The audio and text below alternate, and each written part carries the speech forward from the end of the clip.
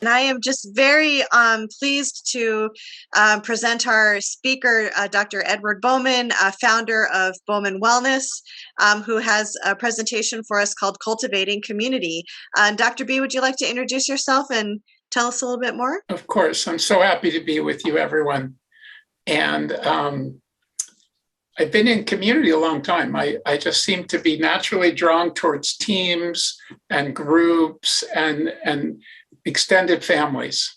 So I think my calling in this lifetime really is to bring people together and to bring us together around doing good in the world and generating, health and wellness and really sort of helping us to get through difficult times, which we're seeing. So I have quite a bit of education. I have an undergraduate degree in political science. I was going to be a lawyer. And I was going to be Bill Clinton. But then I said, no, I don't think so. And I went to law school for a bit, but in the late 60s, it just looked a little bit too commercial for me. And so I was already studying kind of Eastern medicine and Eastern philosophy and really kind of nature and life. And so I decided to move to the country and I became a farmer. And that was kind of fun. I was an organic farmer. I grew up in DC originally. And then I got a master's degree at a very progressive educational center out of the University of Massachusetts. And I really understood about person-centered learning and about self-empowerment, self-responsibility, and being an independent thinker. And so that really touched me about it. Learning is not so much just about fitting in as much as about finding out. So I was an educator and I taught sixth grade and I taught high school and I taught community programs and then started an organic restaurant. So we grew the food, we pickled the food, we brought it and then we had restaurant and then that became a community center in Western Massachusetts outside Amherst. And then moving on with the program, I came to Berkeley, which is where we have a center now, and was a holistic nutritionist. So I coined the term holistic health in the 70s, and holistic with an H to emphasize kind of the holiness of life. And that was quite wonderful and successful. And we had a Berkeley Holistic Health Center. So it was a place where we did clinical and educational programs. And it was quite successful, and we got along well together. And we help people with serious health problems and also people who are just learning to live healthier. And then moving on, the program did retreat centers and moved to the country and started residential programs and fasting and rejuvenation programs, which again, were incredible just to be with folks in a natural setting without the constraints of everyday life, and people could live the life of eating and moving and being with others and just really kind of embracing and reclaiming who they were.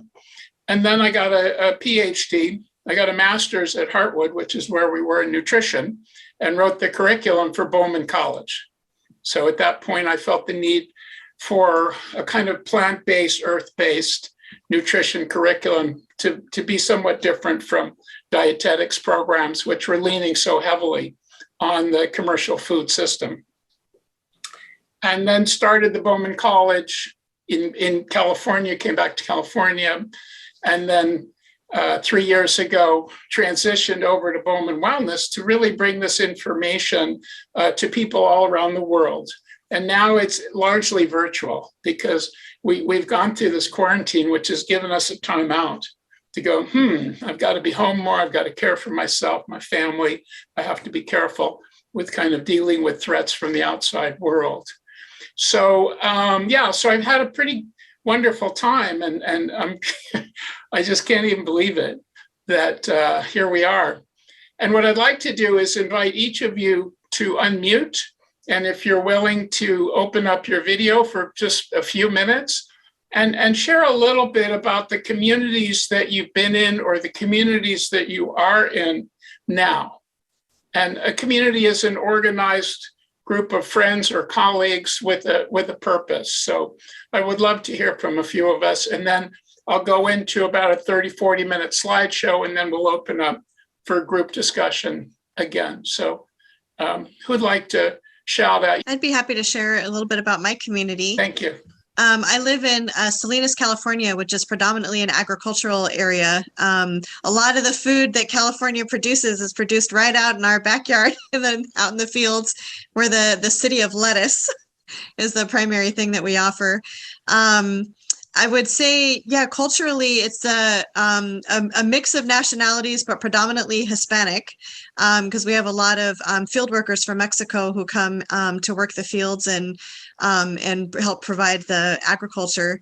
I would say, just as far as the culture of the community,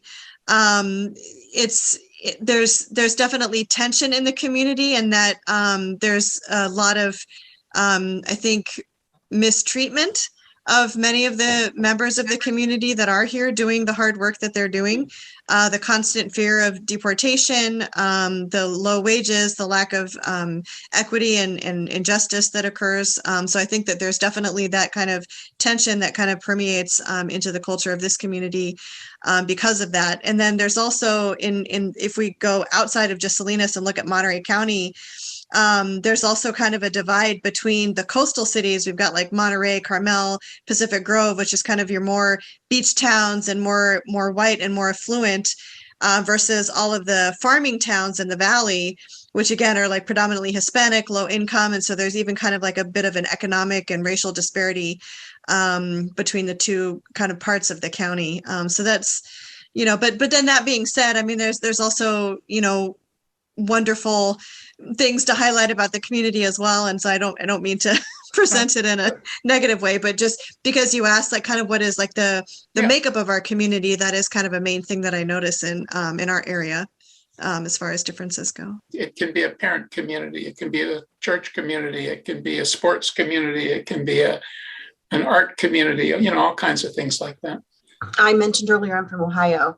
Yeah. And it's I would say a very rural area, not big farm town, small communities. But it's interesting when I hear others talk, when I heard Christina speak about her area, that we have none of that. We have none of it's just very, I don't even want to say normal, but just very one layer. It's it's very, I mean, it's rural and farm, but it's just very, very simple. So when I think of community, I do think of the community that I live in, which predominantly a lot of professionals in our area, and also whereabouts do you live? I live on the peninsula in the Bay Area, so about 15 minutes south of San Francisco. And I say there's a lot of shift in our community going on because of people moving in and out of the area, because of the, just affordability, or maybe just people just want a different way of, and then maybe some people want more kind of open spaces and whatnot. So there's that community, but I also feel, I also have a community of women that we meet with. We haven't met, of course, because of COVID, but we still do sometimes meet online, which is the alumni from the Bauman Wellness, not Bauman Wellness, but from the Bauman school. So we graduated from the same cohort. And so we still keep in touch, and it's been about almost 5 years. And that is a wonderful community for us. We really feel nurtured whenever we gather, because we kind of speak the same language, if you will, and we have the same similar concerns. And then we kind of brainstorm or bounce ideas off of each other. So that really keeps me going. I also have a group of lovely women that we try to do meditations together daily. So we kind of do check-ins, and that's a really great accountability and support kind of community. And I will speak to also that I think as I get older, I look for more community. So I think it started when I actually became a mother, decades ago. When I became a mother, then I feel like that was a really step into looking for community of parents, a community for my children to belong in.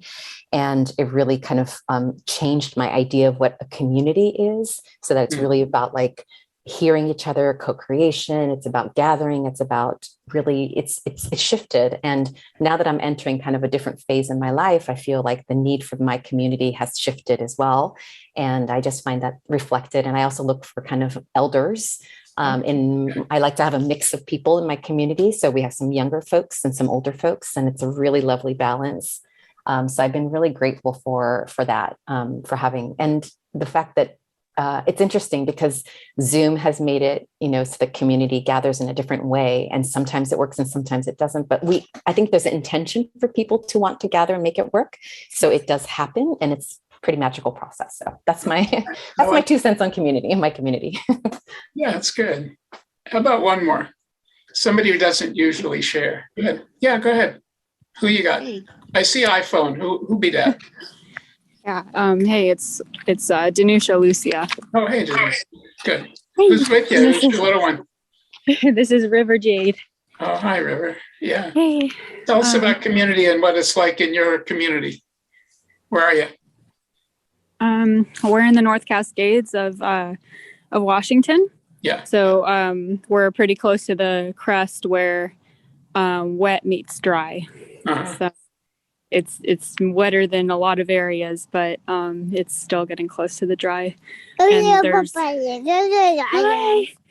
yeah. yeah, there's the most glaciers up here than anywhere in the contiguous United States. It's pretty interesting. We live in like a somewhat fragmented community. Okay.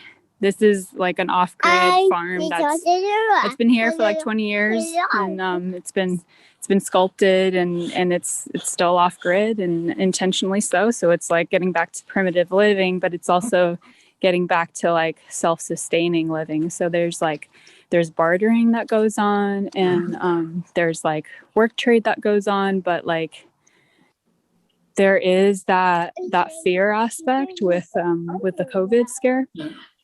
And I have health issues, and so does my son, and I've worked for like the last 7 years to like really kind of learn more about this and fine-tune the nutrition. I learned about Bauman when I was working at the Plant Cafe in the San Francisco headquarters in the Dog Patch District. Sasha was the owner, right?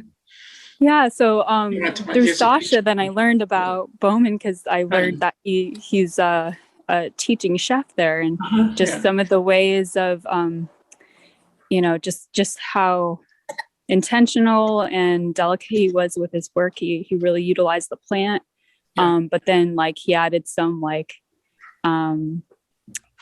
chicken that had like roasted garlic on it, and it was like healthy and delicious at the same time. And to me, that's like the essence of what Bauman is, as like a culinary thing. But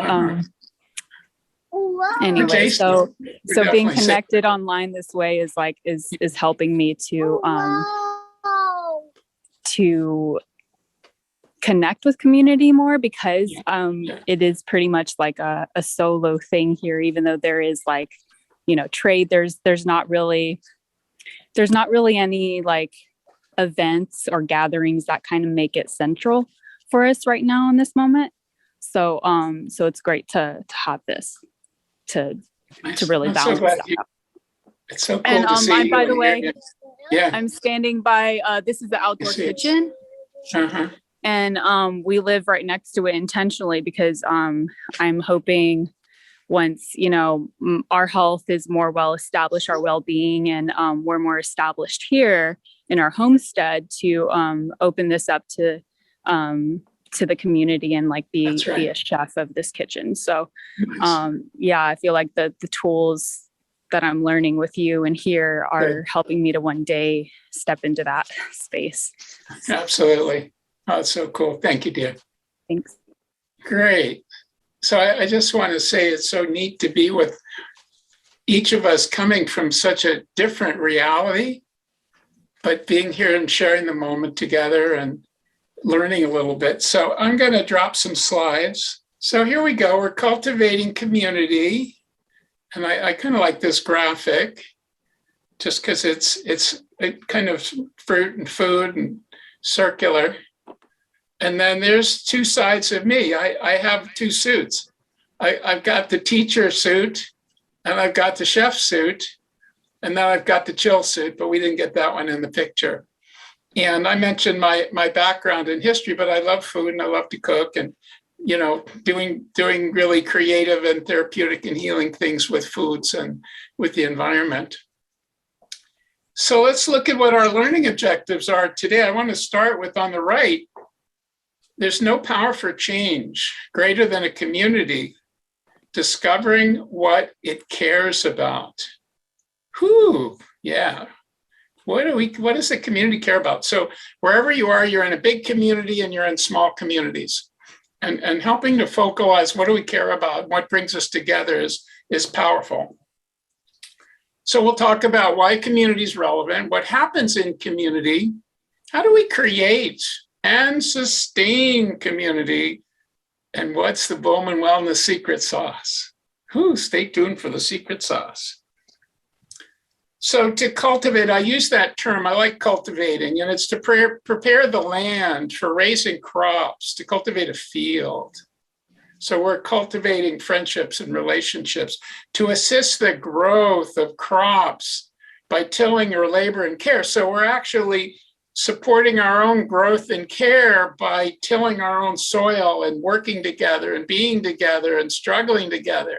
It's not just light and love. It's also work and adaptation and building resilience. And then to develop by careful attention, training or study. So that's how we cultivate. We're all cultivating our own community within ourselves, within the organs and cells and parts of the body, and cultivating within our family.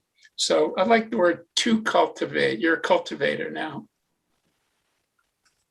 And community is a noun, and these are from the dictionary, and it's a unified body of people. Now, maybe it isn't. Maybe, like we said, some communities, there's a lot of tension, okay? But it has a natural grouping, and it tends to be people with common interest in a particular area, a group with common characteristics living together within society, all right? People with common and professional interests scattered through the bigger society. So we're into the health and wellness and nutrition and food and ecology. So we have relatives and members of our community and people who we just are happy to meet, know, and embrace. And then I like this one, persons or nations. So it can be as big as the whole world, really, having a common history, social, economic, and political interest. So I'm looking for the good of the world. I'm not very interested in nationalism. I'm interested in evolution of our society towards peace and harmony and justice in a positive, diverse way. And interacting populations of diverse individual or species in a common or virtual location. So that's where we're at. This is like a flash forward into the future. Think about 5 or 10 years from now, that things may be very different and our communities could be really very different. But I do think that we'll relate to people who we want to be with, and we have certain work to do together. Tribal wisdom. This is an African proverb. If you want to go quickly, go alone. If you want to go far, go together. So I want you to ponder that one. If you're kind of hurrying and scurrying through your day, you're just running on your own treadmill. And if you want to embrace collaboration, accompaniment, teamwork, I think there's more that we can do together than we can do alone. So that's traditional tribal wisdom. There's definitely a disconnect. And to me, it's how and when and why did humanity go awry in our capacity to communicate with each other? Good Lord, people are fighting over everything. It's a very competitive and conflicted universe I see around here. We struggle to find our authentic voice. So my education, 1971, University of New Mexico, Massachusetts, was really about self-discovery, about self-expression, about being able to say what's true for us and not just what other people believe. But most of us have a hard time expressing our authentic voice. If it's not appreciated by others, we get quiet, we disappear. So we're spurred into conflict with, rather than listening to, those with opposing viewpoints. We don't fully listen to and honor one another. So this was started by Dr. Zach Bush, who's a colleague of mine, and then I added and modified it a little bit too. So clearly listening is a big part of it, accepting, being curious about other people, not having to justify or defend ourselves. And someone goes, I'm for, something, you go, fine, I hear you, and I might have some other ideas, but we don't have to fight over it. So this is a really kind of complex slide. I say that we're living in a disease state, okay? A state of dis-ease. It's not a state of well-being.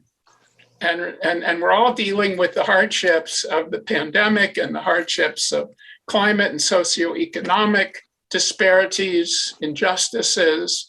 We're kind of at the collapse of one era and at the birth of a new era.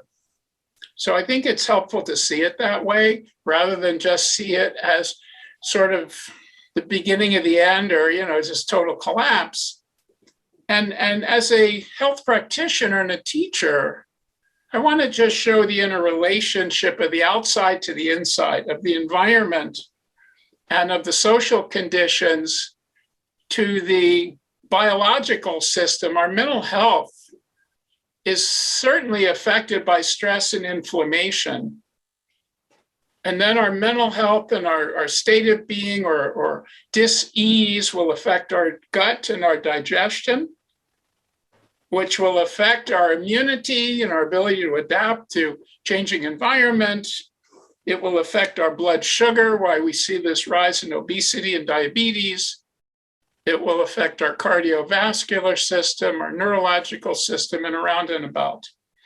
So we're seeing a rise in all health problems, and we're not seeing a corresponding rise in natural health solutions, which is why we're really emphasizing on self-care, healthcare, natural health, and collaborative support. So this is a backdrop that we're living in, is a disease state. The pivot, we're going to have a pivot here. Many fail to understand our interconnectivity. I really appreciated the sharing where folks said, I live with different people. I live in Salinas, and there's people on one side of the tracks or the other side of the track. I live rurally, or I live in complex neighborhoods. But we're all connected. That is axiomatic. We're all part of the same human body, the same human race, the same, we're just unified. And we're unified in our difficulties. But in community, when we accept that we're interrelated, we learn to break through protective walls. That's interesting. Most people are defending themselves. They're attacking as a way of protecting themselves. But as we gain more relationship and more trust and safety, we break through protective walls we built around ourselves and each other. That's the pivot. And we're dealing with some of that in our families. We're dealing with that in our work. We're dealing with that in our community. But it's okay. And the friction is okay as we begin to listen and honor. That's what, again, enables us to be on the same playing field.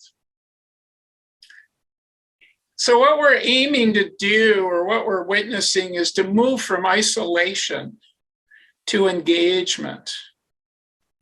And pandemic has really added to the isolation. We overcome isolation when we see each other for who we really are, and connect to life within and around us. That's why nature is just so wonderful. Everybody goes, I feel better when I'm in the trees, when I'm at the ocean, when I'm by the river, when it's peaceful. I feel good that way. And people spend so much time on the screen. That's really a different kind of world. And we go from isolation to engagement. We set an intention. And I have to do this every day. Okay, every day, even multiple times through the day, to reach out to friends and colleagues, to get on the phone with a voice, not just a text, and to shout it out and say, how you been? I was thinking of you. And to love and honor our family and extended family. The Bauman Wellness community is an extended family. And their family is extended family is extended family. And there's just something wonderful about having that shared kind of value system. And we engage in face-to-face and virtual community. So we can lament about the loss of being together all the time, but there's the gain of being able to see each other this way. And when we engage in sharing meals and stories and travails are hardships, and tears and laughter and learning, we deepen our roots. We strengthen our roots. We build a network. We're like mycelia in the earth. So shared experience is good. And Irema and others, hopefully Lauren, will be at the Berkeley building on Tuesday, and we're going to put on a holiday event together, and we'll never forget that event. Chris will be there, and Christina will be there, and others of you can be there virtually. But by doing things together, not just talking about ideas, but actually working together and eating together and hanging out and being with the kids and the relatives, that's how we break out of our isolation and we feel like we belong. A lot of folks go, I do not belong to this world. This is a mean old world. I want nothing to do with it. But we belong to the world and the subculture that we are creating. So that's the idea here, is to be able to go back into relationship where we can have a little bit of physical contact. Boy, I look forward to that. Hasn't been much of that lately. The quote on the right is, the greatness of a community is most accurately measured by the compassionate actions of its members. Martin Luther King's wife, Coretta Scott King. That's pretty impressive. So communities of faith have a lot of soul, have a lot of grit, have a lot of power and perseverance. So the power to heal, in every community, there's work to be done. So several of us talked about our communities and some of the disconnect and some of the hardships. And in every nation, there's wounds to heal. History has not been kind. It's really survival of the fittest, of the biggest, of the meanest, not the kindest. In every heart, we have the power to do it. So that's the heart of healing, is where it counts. And that's a nice place to meet people and to see people and to feel people. And that's Marianne Williamson, who's quite a solid teacher, and she ran for president in the last election. So I was hoping she'd win, or at least she'd be Secretary of Health and Human Services. And if she were the Secretary of Health, we'd be doing this work to the level that we're capable and preparing for. Emotional intelligence is very low in our culture. It's very low in our society. People just really are very kind of insensitive to one another and often are not showing compassion.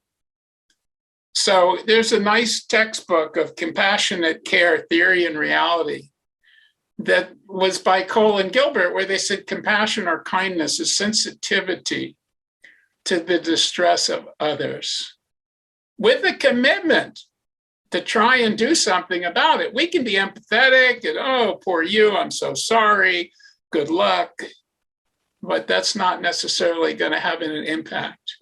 So it's really compassion is when we when we initiate a response, when we engage, when we do something. Kindness requires action.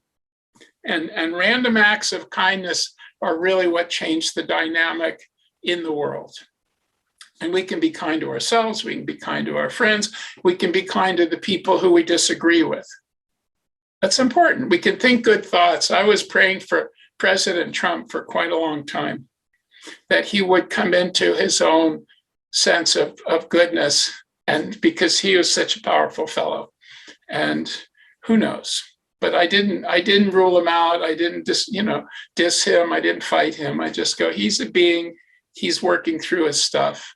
And then my question to all of us, and we can just reflect on this, is how do you respond to kindness?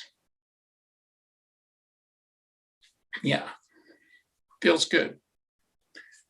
There is a neuroscience of kindness. This is pretty cool. Acts of kindness release dopamine. That is a good feeling. That coordinates us. That gets us engaged. That gives us motivation. And endorphins, which are natural painkillers, and oxytocin, which floods us with good feelings, creating bursts of euphoria. Now think about that. Kindness liberates joy and neurochemicals. It creates new neural connections. It's actually supporting neurogenesis. We're generating new nerve cells at any age. Altruism and kindness become self-authenticating. Ooh, you're authenticating yourself. You're showing your true self. When you go, how you doing, Dr. B? Is there something I can help you out with? How's your kids, your family? What's happening? Helping another person triggers activity in the cortex of the brain involved in pleasure and reward. So that's kind of neat that we can take initiative around that, and we do that. Mindfulness builds resilience. So on the right, you see Scrabble board with stress, and I put stress in the middle of that disease state because it's just all over the place. Studies show that saliva of mindful, compassionate people contain more secretory IgA. It's an immunoglobulin antibody that fights off infection. Maybe big kindness enables our innate immune system to show up with complexity, to balance our acquired immune system, which is heavily stimulated by the vaccine. So we need to show mindfulness and kindness to activate our innate immune system. Lower salivary cortisol, that stress hormone, when there's mindfulness. So we're all dealing with stress. Stress can really take over. It can exhaust us and inflame us. But nice, kind act and quiet moments are very powerful. Brain scans of benevolent people show that generosity gave them a calmer disposition, less stress, better emotional health, and higher self-worth. I remember 40 years ago seeing someone who was going through big hardship show up with kindness and joy and love. And I went, now that is impressive. They were not defined by their circumstance. When people say, how are you? You say, oh, I feel terrible. My brother is sick. Well, you don't want to see your brother, your mother, your father, anybody suffering, but that is not you. But when you go, I have such incredible love and care and support and prayer and faith that my brother, my mother, my friends can be part of the healing life force, it can make you a much more effective person and a much calmer, smarter, responsive human being rather than, holy cow, it's all going to hell in a hand bucket. So that's why we teach these practices, and we look to inspire each other to show up this way. Social and emotional learning. We're building some curriculum around this, led by Christina Wright. So earlier this year, Wendy Turner, who was deemed the Teacher of the Year in Delaware, said, the virus has stolen our kids' school experience. Boy, we hear that over and over again. It's stolen all of our experience. The kids miss their friends and the teachers, the feelings of being alone and connected. They're feeling, that they're really blown away by this thing. We must work on relationship skills and how to talk to each other in the right way. So, you see this all the time with children. They get upset, they get agitated, they get a bit aggressive. And the parents or the teacher or the mentor says, hey, well, calm down. Let's look at this. Let's take a few deep breaths. Let's chill out. Let's tune in. And let me hear what your experience is. Not what they did to you, but what your experience is of what happened. And let's listen and honor that. Community activation, what's it going to take for us to really make a difference in the world? First, we find our voice. That's a big deal. You have a voice, I have a voice. I call it innate intelligence versus acquired intelligence. Most of us have taken on so much schooling and so much belief and so much opinion and so much editorial and so much media that we've really been kind of programmed to believe what people want us to believe, which has overwhelmed our own innate intelligence, our innate experience of true human experience. So we get that when we're quiet. And then once we get that, we can begin to articulate. And we move beyond platitude sandwiches. Man, I'm tired of people shouting about this and shouting about that and promising this and promising that. It's just, sounds good, but we have to live the life. And then to navigate challenge and failure, we fail every day. So failure is a norm. Failure is not a surprise. But resilience keeps us going. We go, there's a lesson there. I could have done better. We all could have done better. Let's figure this thing out. Let's dig a little deeper to stay inspired and to gather and align personally and professionally. So we have to align personally with what matters to us. And then we're reinforced, but we're not just copycats by being with other people who share kind of similar goals and virtues and attitudes, and to know what and how to teach. We're teaching people to learn here. I don't tell people what to think. I teach them how to think. And I ask people to learn to take opportunity to share.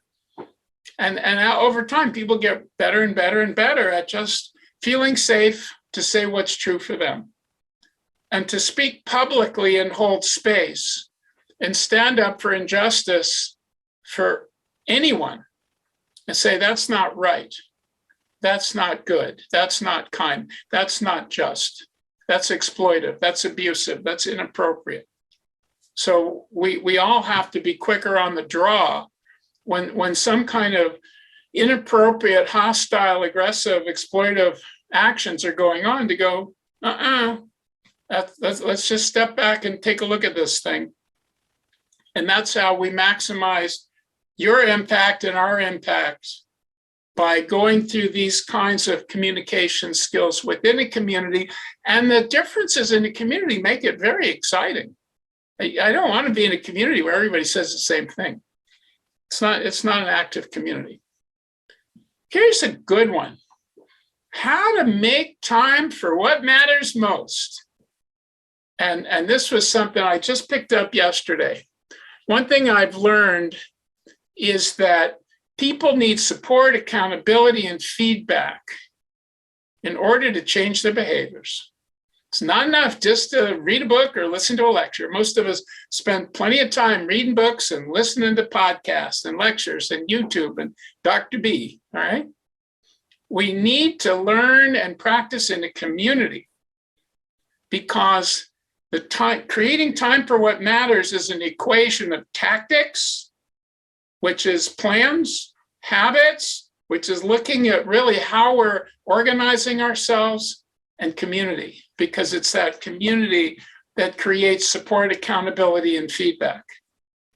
It's very, very nice, and because most people say, I just don't have time. But we definitely have time. It's just how we use our time, and we want to maximize it. The Bauman Wellness Center. Here we come. This is the new groove. It's a local and virtual hub, not a pub. So pubs are communities. People like to go to the bar, or the coffee shop, or wherever they hang out. That's really quite a community center. But the Bauman Wellness Center, and this is our building in Berkeley, it's a local and virtual hub or nexus or center. We're really digging and strengthening our center. And hey, I know some of those people. That was one of our wellness weeks a couple of times back. I love that picture. You never get tired of looking at that picture. Isn't that sweet? It's just great. It's diverse, it's age, it's all kinds of folks. So remember in the beginning, I said we're stuck in a disease state. This is what a well state looks like for me. Wellness is in the middle, and wellness is the ability to be, the ability to grow, the ability to develop, to cultivate essence and mastery of humanness. Okay, so wellness it's not just lowering your diabetes, but body, mind, and soul integration and motivation. And it can be expressed by the individual. It has to start with the individual, and then it shares reality with the community. And there's different kinds of communities, large and small. And then for us to be in a well state of well-being, it has to be reflected in our institutions. So we work with the city of Berkeley, the county of Alameda, state of California, the country of the United States, the world, to go, let's put value and virtue and wellness as a priority.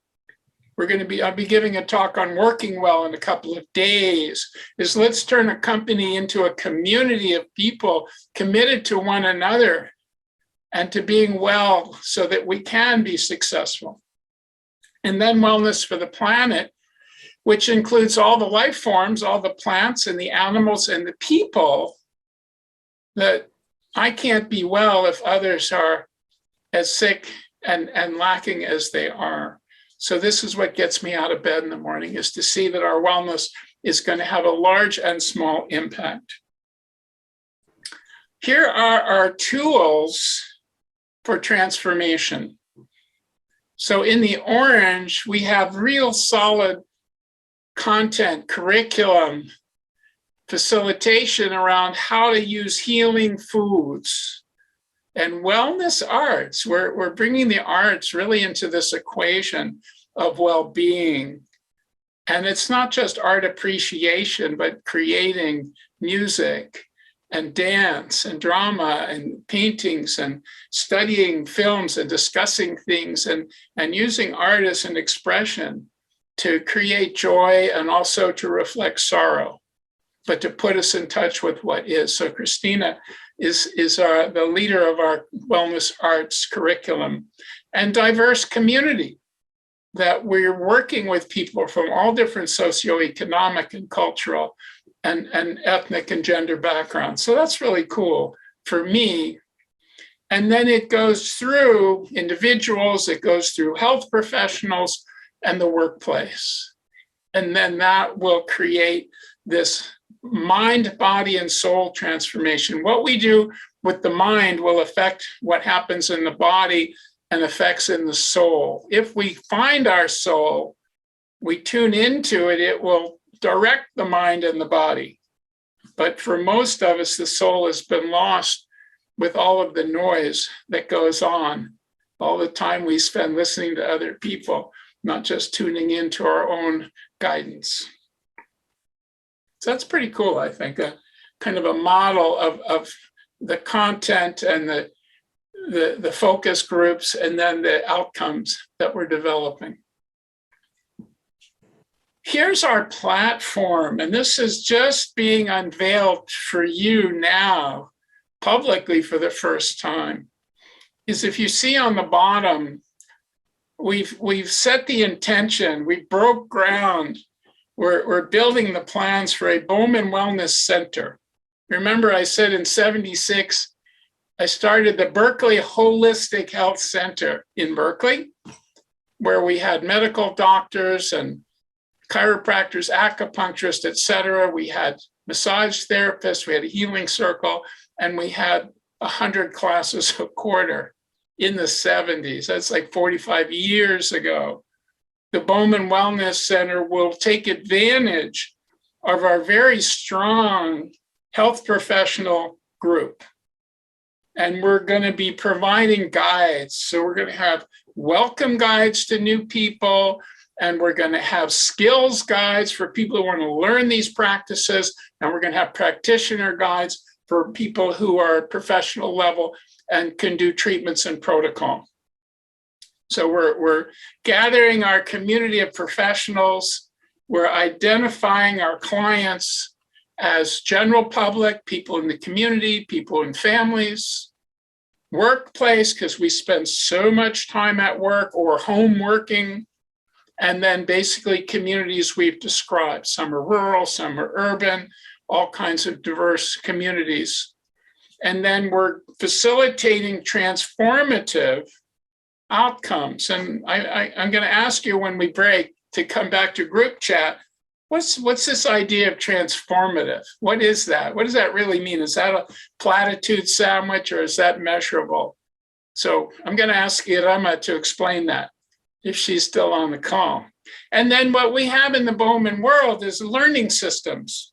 We have wellness trainings and courses and workshops. We have these great free solstice and equinox weeks, lectures, study groups, and we do some in person. We do hybrid, where it's in person and virtual, and so forth. So this is a pretty clear, simple concept of bringing the skills needed, bringing the skills known to people who have skills needed to build transformative outcome and create a really exciting, diverse, successful community. Hey, there we are again. So that's hanging out in front of our building in Berkeley, and we'll be there on Tuesday. So what I'd like to open up to now, and I'm going to go through a couple more slides, I'll come back to this one, but the discussion points as a group are, why did you join the Bauman Wellness community? What have you found so far? How can you grow in community? It could be ours or others, and what's next? And then just to show you, this is our wellness event live at the building on Tuesday. And that's how to stay in touch. And that's reminding you that we are a nonprofit and contributions are needed and most welcome.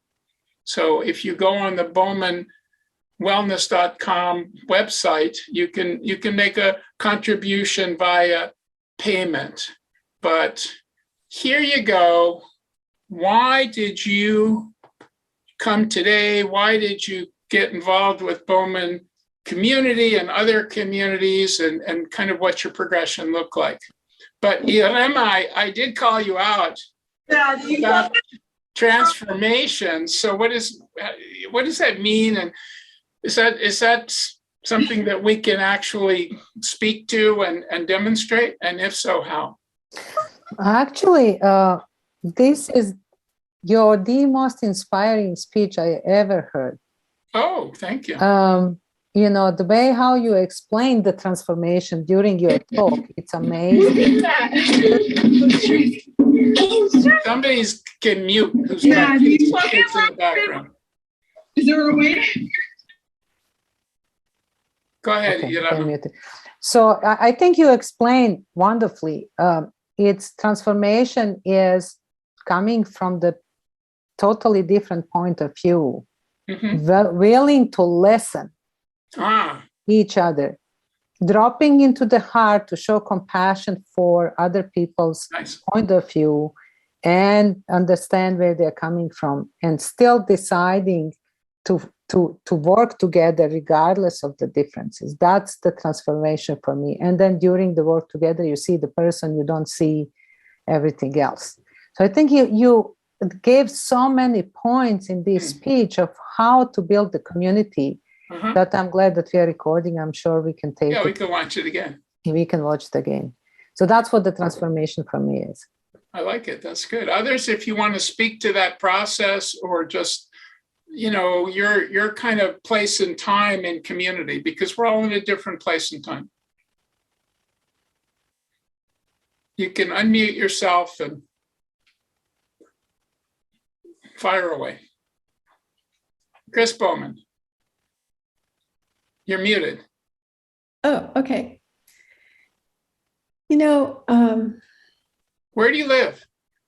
I live in Sebastopol, and I actually. So do I. Amazing. and I actually am married to Eddie. For how long?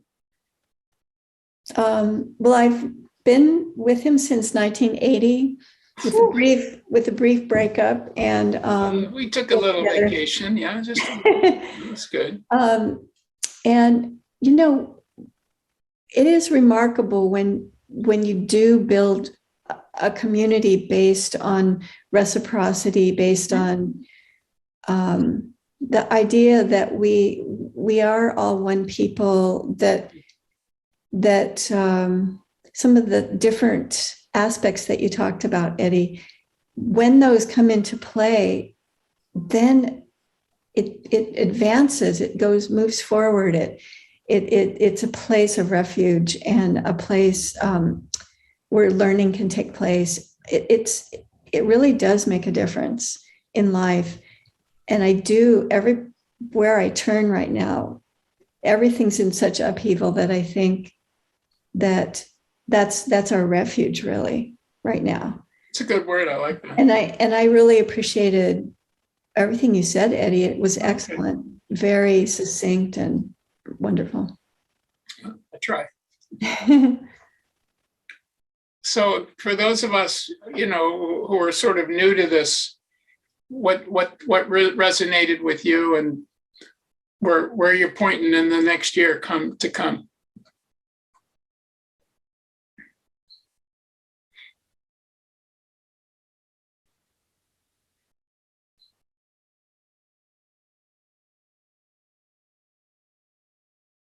I guess I got to call on Carmen.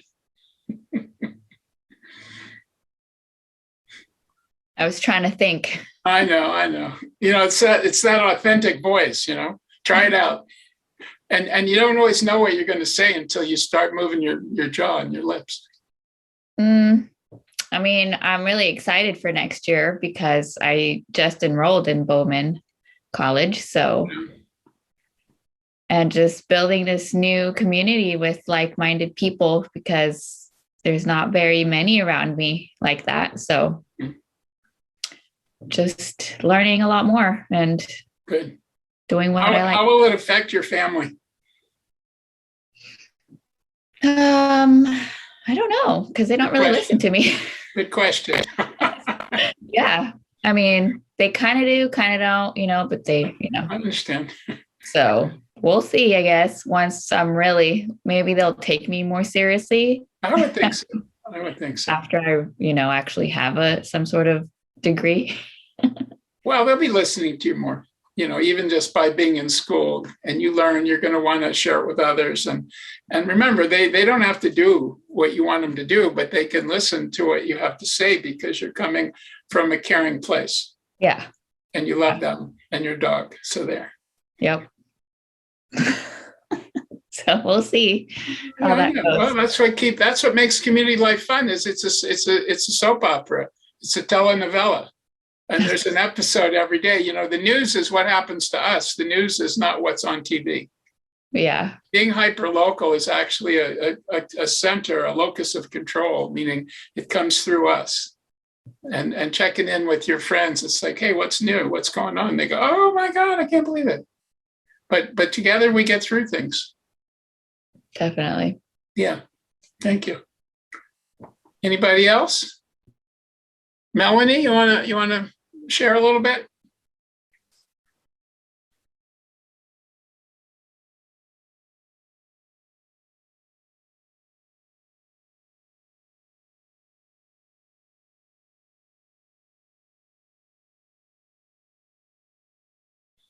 Okay.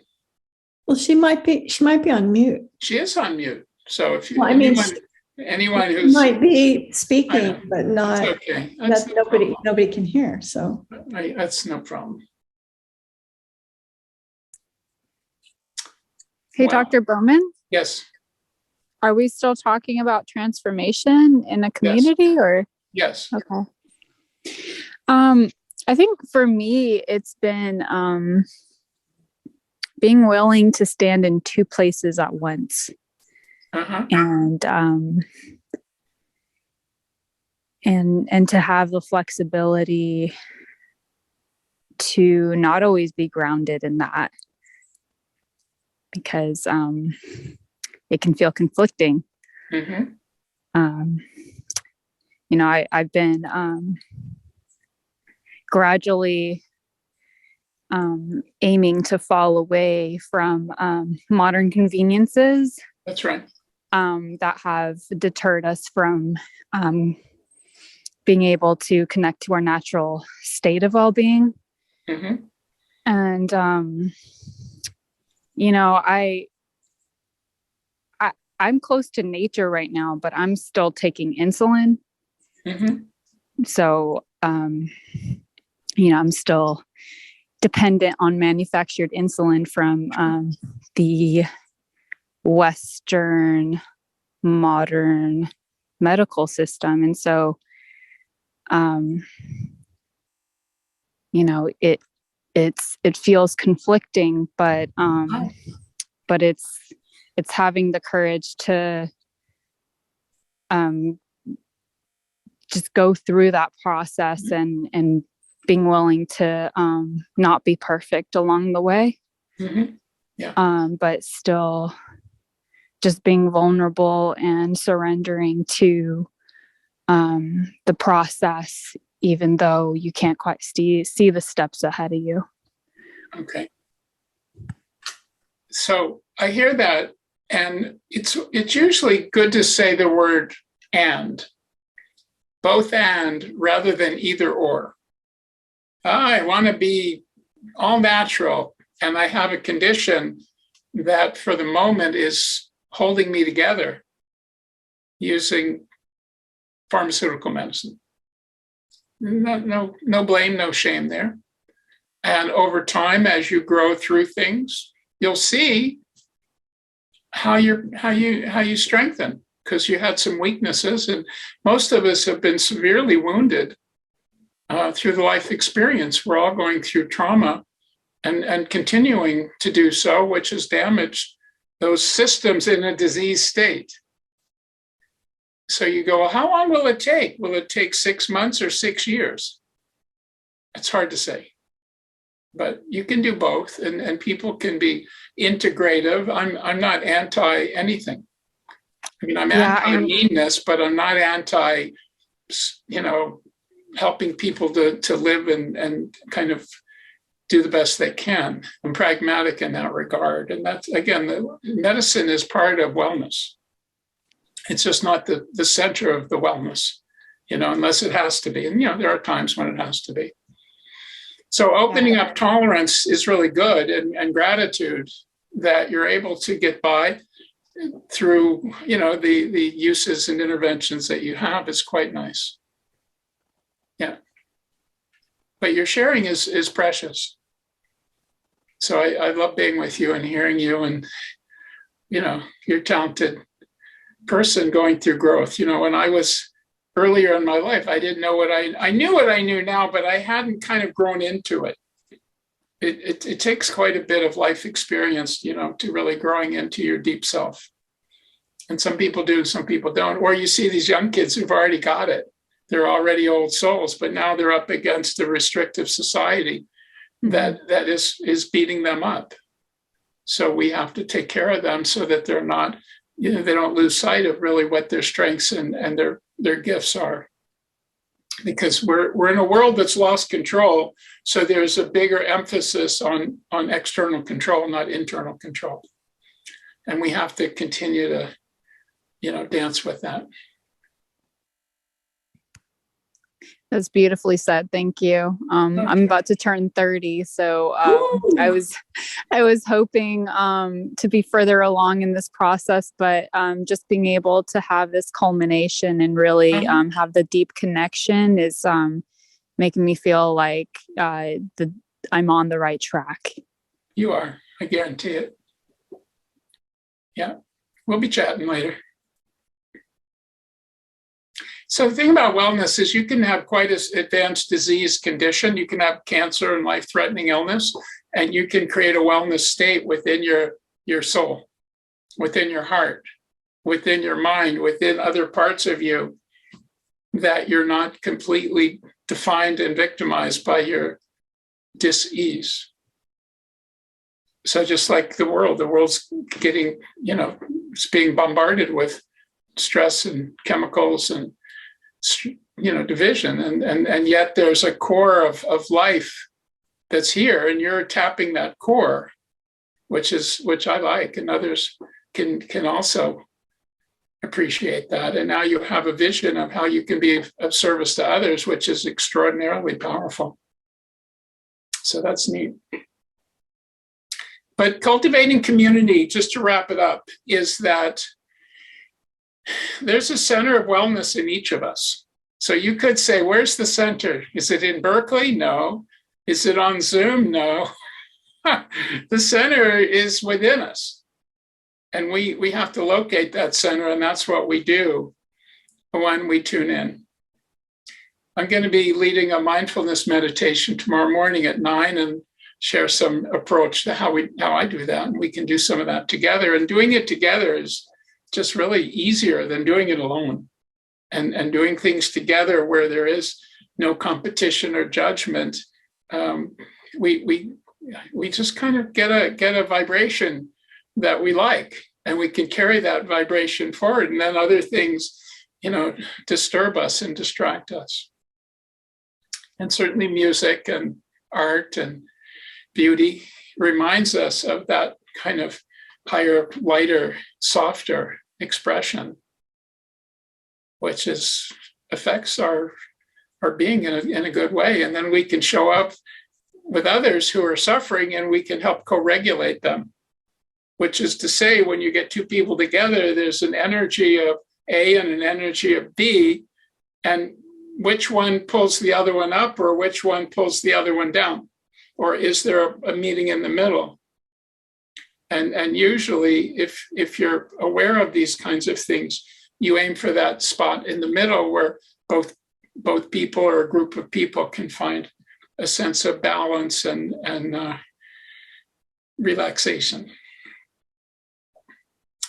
So I think I'll call it a wrap. Christina, is there anything else you want to share with the group? Thank you, everyone, for coming. I really enjoyed being with you today.